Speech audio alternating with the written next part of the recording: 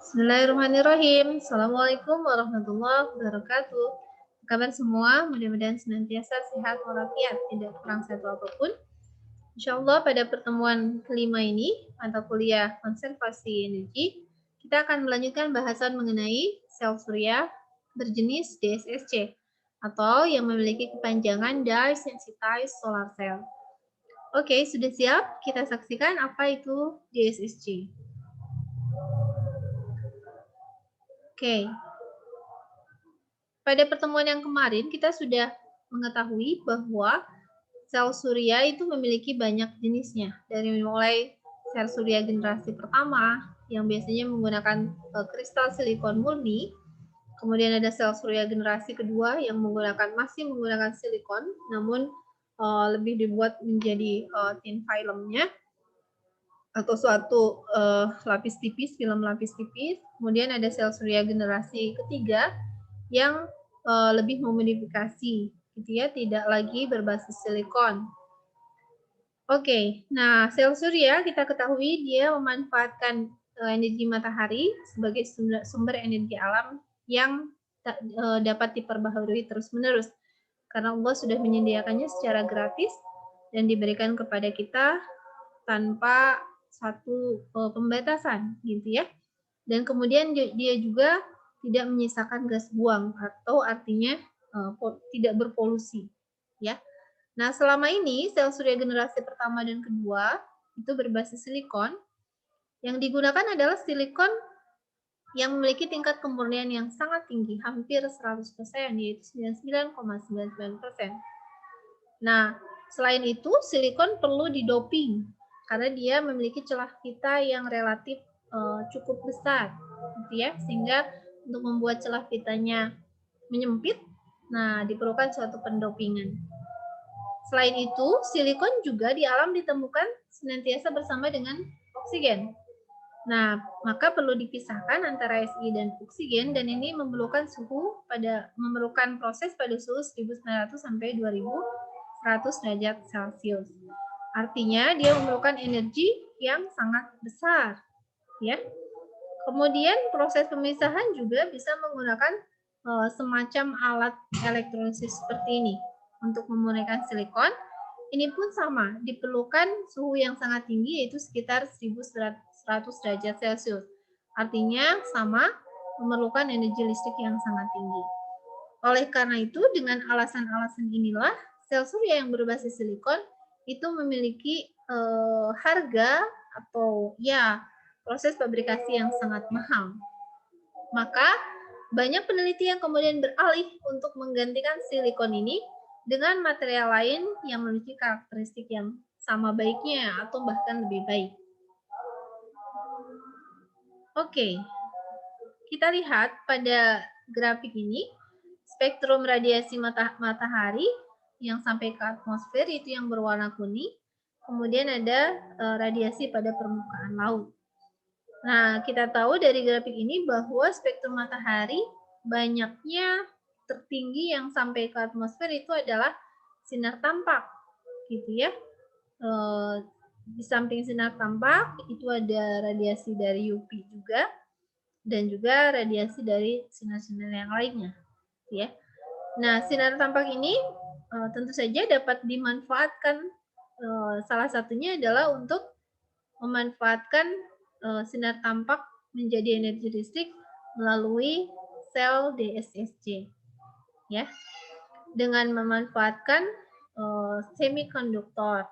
Nah, dalam hal ini tidak lagi menggunakan silikon karena dia memiliki celah pita yang kecil, juga harus digunakan dalam kondisi yang kemurnian tinggi. Kenapa silikon kemudian bisa digunakan sebagai semikonduktor? Ya, tapi dengan syarat dia harus didoping. Ya, dengan adanya doping itu akan mengubah celah pita silikon secara signifikan. Kemudian perubahan suhu juga sangat mempengaruhi celah pita dan kinerja sel. Dan silikon juga harus dibuat tebal agar efisiensinya baik. Semakin tebal silikonnya, maka efisiensinya akan semakin baik. Nah, ini yang membuat biaya fabrikasi dan instalasi tidak mudah, menjadi sangat mahal. Misalnya, Kalian beli sel surya berbasis silikon dibuat di Amerika, harus diinstalasi di Indonesia. Berapa besar biaya pengangkutannya? Karena silikonnya sangat besar, sangat berat, ya. Dan ini dianggap menjadi tidak efektif. Oleh karena itu, banyak peneliti yang kemudian menggantikan si semikonduktor silikon ini dengan sifat semikonduktor yang sama atau memiliki karakter yang sama dengan silikon, tapi memiliki sifat yang lebih baik. Nah, dalam hal ini, Hasubumura menggunakan kristal ZN dengan efisiensi 1% dan kemudian diikuti oleh Brian Corrigan dan Michael Greisel tahun 91 yang mampu memanfaatkan TiO2 dengan efisiensi hingga 7%. Sel surya ini dianggap dia bersifat ekonomis dan ramah lingkungan karena dia memanfaatkan energi matahari yang dianggap clean energy tadi, gitu ya. Oke. Selanjutnya kita akan mengenal beberapa komponen DSSC. Nah, komponen DSSC yang paling penting biasanya orang mengenal ada 4. Yang pertama ini yang Ibu bulatin atau lingkari. Ini adalah yang disebut sebagai elektroda kerja atau orang menyebutnya juga sebagai fotoanoda. Kenapa dikatakan fotoanoda? Karena dia dibuat dari kaca konduktif yang transparan sehingga sinar matahari mampu menembus. Kaca konduktif transparan ini dilapisi oleh semikonduktor yang biasanya menggunakan TiO2. Yang kemudian si TiO2 ini karena dia punya pori dan suatu semikonduktor, dia kemudian diimpregnasi oleh zat pemeka atau dye. Sehingga si dye bisa berikatan langsung dengan TiO2 yang ada pada fotoanoda. Dye inilah nanti yang akan dimanfaatkan kemudian untuk bisa menyerap radiasi dari sinar matahari sehingga si foton dari dye ini akan mengalami eksitasi. Komponen berikutnya yang juga utama dari DSSC ini apa yang kita sebut sebagai elektroda lawan. Ini yang kedua, elektroda lawan ini biasanya menggunakan logam platina yang sangat mahal. Pada tahun-tahun yang sudah mulai dari tahun sejak lama, orang mulai menggantikan peran platina dengan berbagai material dengan karakteristik yang menyerupai PT. Di antaranya adalah material berbasis karbon seperti grafit, grafena, ya, karbon nanotube, fluoran dan seterusnya, yang bisa dikombin menjadi komposit dengan material lainnya, misalnya dengan polimer konduktif, ya. Nah, di tengah-tengah ini adalah suatu elektrolit. Suatu elektrolit, ya, dia tentu saja bisa direduksi dan juga bisa dioksidasi, gitu ya. Sehingga ada transfer elektron yang terjadi di dalam elektrolit. Dan kemudian yaitu ya 4 yang utama, jadi ada fotoanoda, ada zat pemeka, ada elektrolit dan ada elektroda kerja. Oke, itu komponen DSSC yang utama. Kita lihat kembali. Nah, dari keempat komponen yang utama tadi, bagaimana suatu sel DSSC bekerja? Yang pertama, ini adalah absorpsi cahaya matahari oleh dye. Jadi matahari akan masuk ke sini, ke kaca konduktif transparan. Kemudian si dye, di sini ada dye yang menempel pada permukaan TiO2, itu akan mengabsorpsi cahaya matahari. Kemudian setelah diabsorpsi, nah karena dia mendapatkan energi, maka si elektron pada dye itu akan mengalami eksitasi. Ya, elektron pada dye akan mengalami eksitasi. Kemudian elektron yang tereksitasi, kemudian dia diinjeksikan ke pita konduksi TiO2. Ya, jadi dari dye, elektron mengalami eksitasi, diinjeksi ke pita konduksi TiO2. Ya. Kemudian setelah itu, elektron mengalir melalui sirkuit luar. Sini ya, jadi dari pita konduksi TiO2, elektron mengalir melalui sirkuit luar. Kemudian elektron ditangkap oleh elektroda lawan ini. Kemudian terjadilah reduksi pada elektrolit. Ya, biasanya yang mengalami reduksi adalah I3- menjadi 3-imin. Kemudian setelah itu diiringi langsung dengan oksidasi dari imin menjadi I3- pada elektrolit. Jadi peristiwa reduksi pasti akan spontan diikuti oleh oksidasi, ya. Kemudian ada elektron pada antarmuka dielektrolit. Elektron yang terjadi pada antarmuka dielektrolit, maka terjadilah regenerasi dai yang tadi mengalami eksitasi elektronnya terregenerasi kembali. Si dai gitu ya, yang sudah mengalami oksidasi itu kemudian akan diberikan elektron kembali, ya. Nah, ini adalah suatu siklus yang terjadi dengan sangat cepat, barangkali dalam hitungan di bawah detik gitu ya, dan itu akan terus berulang, gitu ya, akan terus berulang. Oke, mudah-mudahan bisa dipahami prinsip kerja DSSC. Nah, evaluasi kinerja DSSC. Ada beberapa variabel di sini yang harus kalian pahami.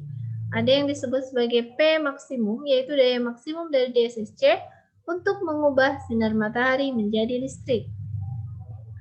Daya maksimum adalah ini, daerah yang ada di bawah kurva lengkung ini, gitu ya. Jadi dia adalah perkalian dari J maksimum dikali V maksimum, ya. Kemudian ada yang disebut sebagai VOC, beda potensial dalam rangkaian terbuka, itu adalah VOC. Kemudian ada JSC, rapat arus pendek, menunjukkan jumlah elektron mengalir dalam sel. FF-nya adalah perbandingan daya maksimum yang dikeluarkan terhadap hasil kali VOC kali JSC, ya. Jadi FF itu area B per area A. Ini ya. Area B per area A. Ya, area B-nya adalah J max kali P max. Area A-nya ini ya. Dia adalah diambil dari JSC dan VOC, ya. Nah, persentase energi listrik yang dihasilkan terhadap energi matahari yang masuk ini yang disebut sebagai PCE, gitu ya. Persen efisiensi dari energi listrik yang dihasilkan ini dihitung dengan rumusan FF dikali JSC, gitu ya, dikali VOC dikali Pin. Oke, mudah-mudahan bisa dipahami. Oke. Nah, efisiensi DSSC yang tinggi itu dipengaruhi oleh beberapa faktor. Di antaranya, dia harus memiliki nilai VOC yang tinggi, harus memiliki nilai JSC yang tinggi, dan harus memiliki nilai FF yang tinggi. Ya. Apa syaratnya nilai VOC tinggi? Nilai VOC tinggi itu lebih disebabkan dari nilai semikonduktor, ya, yang harus memiliki celah pita besar 3 sampai 3,2. Kemudian potensial redoks elektrolit lebih positif. Oke, sementara untuk mendapatkan nilai JSC yang tinggi, daerah absorpsi cahaya tampak oleh dai itu harus lebar, ya. Jadi harus memiliki rentang penyerapan cahaya yang cukup lebar. Lambdanya, gitu ya, atau panjang gelombangnya. Kemudian regenerasi dai oleh elektrolit terjadi secara cepat. Oke, kemudian daya hantar elektron dalam elektrolit baik. Luas permukaan semikonduktor dan elektrolawan besar. Hambatan transfer muatan elektrolawan harus kecil. Dan aktivitas elektrokatalitik elektrolawan itu harus baik. Oke, mudah-mudahan bisa dipahami. Nah, sementara untuk mendapatkan nilai FF yang tinggi, potensial elektrolawan sesuai dengan potensial elektroda elektrolit. Kemudian hambatan seri hektodalawan itu harus kecil, 2 sampai 3 ohm per cm kuadrat, ya. Oke, mudah-mudahan bisa dipahami rumusan atau syarat-syarat untuk mendapatkan nilai efisiensi DSSC yang tinggi. Nah, sementara ini adalah platina yang biasanya digunakan pada elektroda lawan. Biasanya digunakan sebagai elektroda lawan. Nah, si PT ini langka dan sangat mahal dan menjadi bagian termahal dalam DSSC, ya. Sementara polimer karbon itu memiliki sifat yang sangat unik, sehingga dianggap karbon itu memiliki potensi untuk digunakan sebagai material elektroda lawan dalam menggantikan platina. Dan ini merupakan fokus penelitian Ibu, ya, dengan teman-teman dari ITB, yaitu berupaya untuk mencari suatu material yang menggantikan platina tapi memiliki karakteristik yang menyerupai platina. Barangkali itu yang dapat disampaikan pengenalan mengenai DSSC. Untuk tugasnya, kalian sudah Ibu berikan beberapa paper yang menyangkut DSSC, beberapa paper Ibu. Nah, pilihlah salah satu paper yang bisa kalian resume dalam bentuk PowerPoint, tidak lebih dari 5 slide. Oke, terima kasih. Jika ada hal yang perlu ditanyakan, silakan kalian siapkan atau disampaikan dalam forum diskusi. Tetap semangat, jaga kesehatan. Assalamualaikum warahmatullahi wabarakatuh.